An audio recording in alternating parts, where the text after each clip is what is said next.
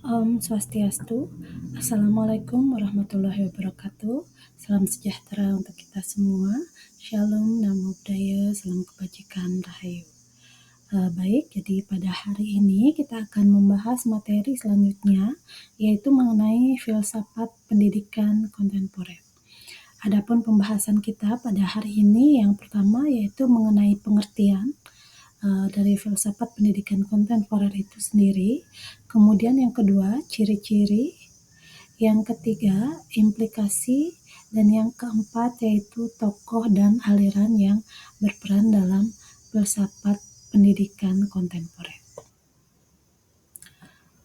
Selanjutnya yaitu mengenai pengertian filsafat pendidikan kontemporer.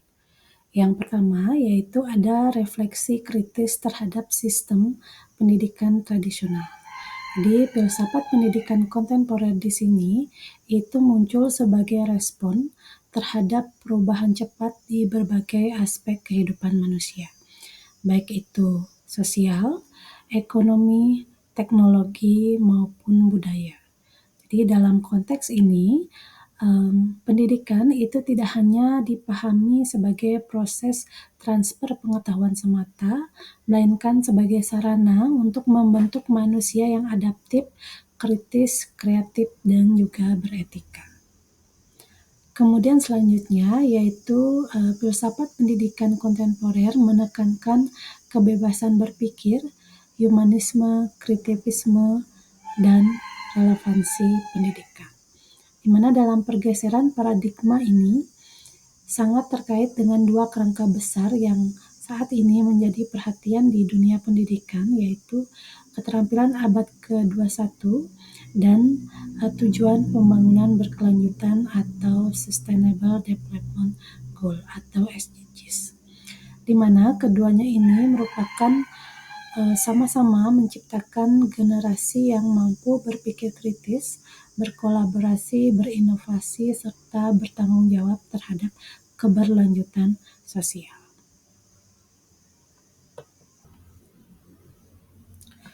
Ciri-ciri dari filsafat pendidikan kontemporer yang pertama yaitu berorientasi pada perubahan.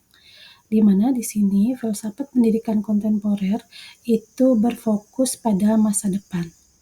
Jadi berbeda dengan aliran tradisional yang berpegang pada nilai-nilai yang kekal, filsafat ini memandang bahwa pendidikan itu sebagai alat untuk mengantisipasi dan beradaptasi dengan perubahan sosial, teknologi, dan budaya yang konstan. Selain itu, tujuan utama dari filsafat pendidikan kontemporer itu untuk menyiapkan peserta didik agar dapat berperan aktif dalam membentuk masa depan. Selain itu, bukan hanya menjadi pengikut atau penerima pasif dari pengetahuan yang sudah ada. Kemudian ciri dari filsafat pendidikan yang kedua yaitu kritis terhadap sistem lama. Di mana di sini filsafat pendidikan kontemporer itu menantang metode pengajaran tradisional yang otoriter, di mana guru menjadi satu-satunya sumber pengetahuan dan siswa hanya menghafal informasi. Selain itu, mengkritik struktur kekuasaan yang ada dalam institusi pendidikan. Filsafat pendidikan kontemporer di sini juga membentuk bagaimana kurikulum dan kebijakan tidak bersifat otoriter. Selain itu, juga filsafat pendidikan kontemporer itu mendorong terjadinya perubahan. Jadi aliran ini berpendapat bahwa pendidikan seharusnya tidak melanggengkan ketidaksetaraan sosial, melainkan berfungsi sebagai alat untuk transformasi sosial yang lebih adil.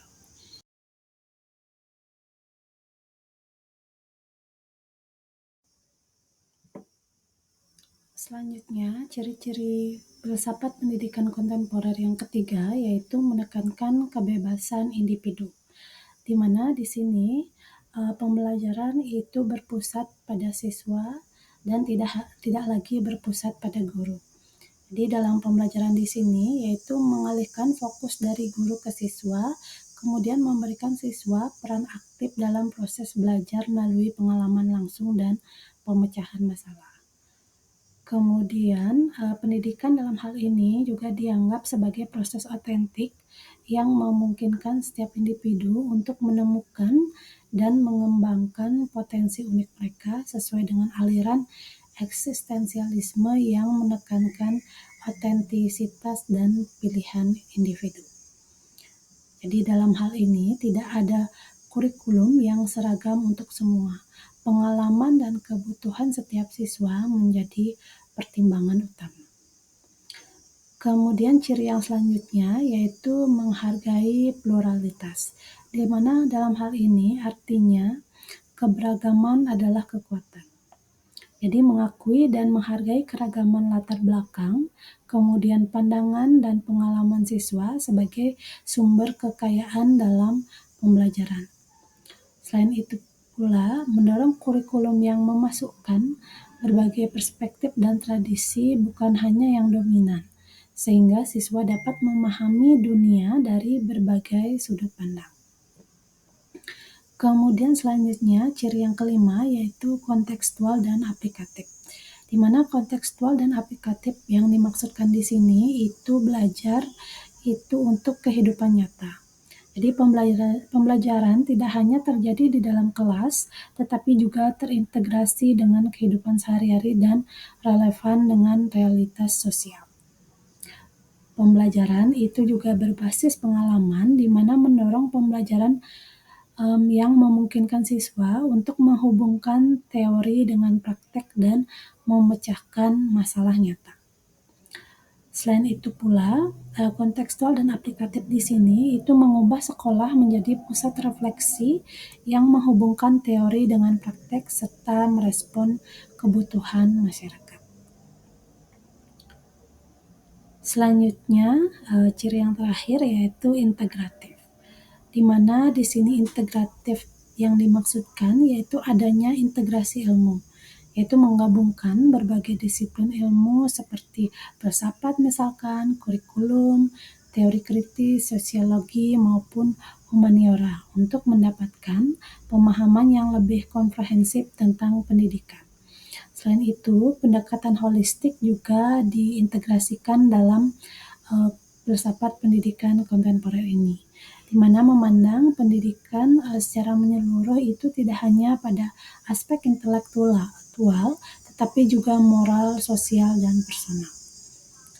Dan itu pula integratif dalam artian di sini yaitu melampaui batas. Jadi melintasi batas-batas tradisional, baik secara interdisipliner maupun transdisipliner, untuk mengeksplorasi isu-isu pendidikan secara lebih mendalam. Selanjutnya yaitu mengenai implikasi filsafat dari pendidikan kontemporer. Yang pertama, implikasi filsafat pendidikan kontemporer dalam kurikulum, di mana kurikulum di sini tidak lagi dipandang sebagai sekumpulan materi yang harus dihafal, melainkan sebagai panduan untuk proses eksplorasi dan pembangunan pengetahuan. Jadi kurikulum di sini itu juga dirancang untuk memenuhi kebutuhan, kemudian minat dan pengalaman siswa. Kurikulum dapat disesuaikan dengan konteks lokal dan perkembangan siswa. Pembelajaran dalam kurikulum itu juga didasarkan pada proyek atau masalah yang relevan, sehingga dapat membangun siswa untuk memperoleh pengetahuannya sendiri secara bermakna. Selain itu, kurikulum juga bersifat holistik, yaitu tidak hanya fokus pada aspek intelektual, tetapi juga pada pengembangan karakter, keterampilan sosial, dan keterampilan abad ke-21 seperti berpikir kritis dan berkolaborasi. Selanjutnya, implikasi filsafat pendidikan kontemporer yang kedua yaitu ada metode pembelajaran. Jadi pada metode pembelajaran ini berubah dari pendekatan berpusat pada guru menjadi pendekatan berpusat pada siswa, di mana di sini siswa menjadi pembangun aktif pengetahuannya. Siswa terlibat langsung dalam pengalaman belajar, bukan hanya menerima informasi secara pasif. Selain itu, metode pembelajaran juga secara kolaboratif, di mana siswa bekerja sama dengan teman sebaya untuk membangun pemahaman, berdiskusi, dan memecahkan masalah. Selain itu, dalam metode pembelajaran juga ada eksplorasi dan eksperimentasi, di mana dalam hal ini guru menyediakan kesempatan bagi siswa untuk bereksperimen dan juga menemukan konsep sendiri. Pembelajaran berbasis pengalaman ini juga merupakan pengetahuan yang dibangun melalui interaksi langsung dengan lingkungan dan berbagai pengalaman. Kemudian implikasi yang selanjutnya yaitu implikasi filsafat pendidikan kontemporer dalam peran seorang guru, di mana dalam implikasi filsafat pendidikan kontemporer ini, peran guru bergeser dari penyampai informasi menjadi fasilitator dan mediator pembelajaran. Fasilitator yang dimaksudkan di sini yaitu guru menciptakan lingkungan belajar yang kondusif dan memfasilitasi proses belajar siswa. Selain itu, guru juga sebagai mediator yang dimana guru membantu siswa dalam mengatasi segala kesulitan dan menyediakan sumber daya yang dibutuhkan. Guru juga sebagai motivator, yaitu untuk menstimulasi dan memotivasi siswa untuk aktif dan mandiri dalam belajar. Dan yang terakhir, guru juga sebagai kreator pengalaman, di mana guru di sini merancang pengalaman belajar yang relevan dan menantang sehingga mendorong siswa untuk bereksplorasi. Implikasi yang selanjutnya yaitu filsafat pendidikan kontemporer terhadap peran siswa, di mana di sini siswa menjadi subjek utama dalam proses pembelajaran. Jadi bukan lagi sebagai objek yang hanya menerima pengetahuan. Dalam filsafat pendidikan kontemporer ini, siswa lebih aktif dan kreatif. Jadi siswa secara aktif terlibat dalam membangun pengetahuannya sendiri, menjadi pembelajar yang kreatif dan mandiri. Selain itu, siswa juga berpikir kritis, di mana di sini siswa didorong untuk bertanya, merefleksikan, serta mengevaluasi ide-ide yang ditemukan. Siswa juga dapat membangun pengetahuannya sendiri dan mengkonstruksi pemahamannya sendiri. Kemudian implikasi yang selanjutnya yaitu konstruktivisme, di mana dalam hal ini konstruktivisme itu merupakan fondasi filosofis utama dari implikasi-implikasi pendidikan kontemporer saat ini, di mana dasar pemikiran dari konstruktivisme ini yaitu merupakan pengetahuan tidak diterima secara pasif, melainkan dibangun secara aktif oleh individu melalui pengalaman dan interaksi dengan dunia eksternal. Pentingnya proses konstruktivisme itu lebih menekankan pada proses belajar daripada hasil akhir. Proses membangun pemahaman dianggap lebih penting daripada hanya menghafal. Interaksi sosial dan kolaborasi juga merupakan aspek penting dalam proses konstruksi pengetahuan dalam implikasi filsafat pendidikan kontemporer dalam konstruktivisme. Dan yang terakhir yaitu mengenai tokoh dan aliran dalam filsafat pendidikan kontemporer. Yang pertama ada aliran progresivisme, di mana aliran ini ditemukan oleh John Dewey, yaitu seorang filsuf, psikolog, dan reformis pendidikan asal Amerika yang menjadi tokoh sentral dalam gerakan progresivisme. Jadi, ia mempromosikan metode pendidikan yang berorientasi pada pengalaman langsung atau learning by doing dan pengembangan berpikir kritis. Kemudian yang kedua yaitu ada rekonstruksionisme, di mana dalam aliran ini meyakini bahwa sekolah harus menjadi pusat perubahan sosial untuk menciptakan masyarakat yang lebih adil dan demokratis. Kurikulum dan pengajaran digunakan untuk mengatasi masalah-masalah sosial dan membangun masyarakat baru yang lebih baik. Jadi tokoh dalam aliran ini yaitu ada Theodore Bramel, di mana karyanya itu memberikan inspirasi yang luas bagi para pemikir rekonstruksionisme, yaitu seperti dalam karyanya yaitu A Reconstructive Philosophy of Education. Selanjutnya yaitu ada eksistensialisme. Jadi dalam filsafat ini berfokus pada kebebasan, pilihan, dan tanggung jawab individu.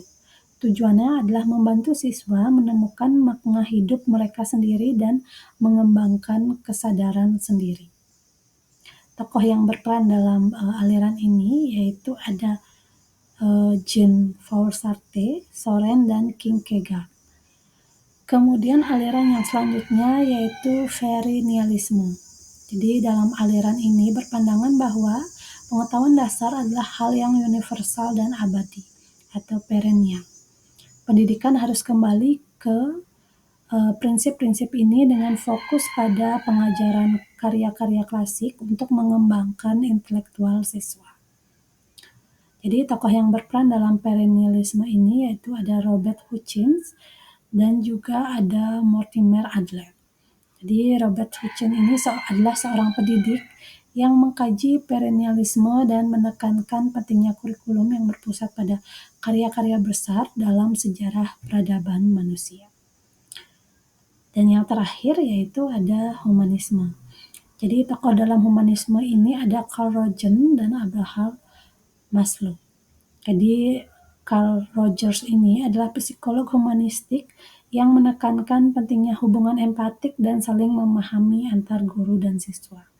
Sedangkan Abraham Maslow itu merupakan psikolog yang mengembangkan hierarki kebutuhan manusia yang menjadi dasar bagi pendekatan humanistik dalam pendidikan. Sedangkan humanisme itu merupakan pendidikan yang berfokus pada potensi manusia untuk tumbuh dan berkembang secara holistik. Tujuannya di sini yaitu untuk memanusiakan manusia dengan mengakui martabat kebebasan dan kreativitas mereka. Baiklah, demikianlah pemaparan materi pada hari ini yaitu mengenai filsafat pendidikan kontemporer. Jadi semoga dengan pemaparan materi hari ini akan dapat bermanfaat untuk kita semua. Akhir kata saya akhiri dengan menghaturkan pramasanti. Om Santi Santi Santi Om. Wassalamualaikum warahmatullahi wabarakatuh. Salam sejahtera untuk kita semua. Salam Namo Buddhaya, salam kebajikan. Sampai jumpa.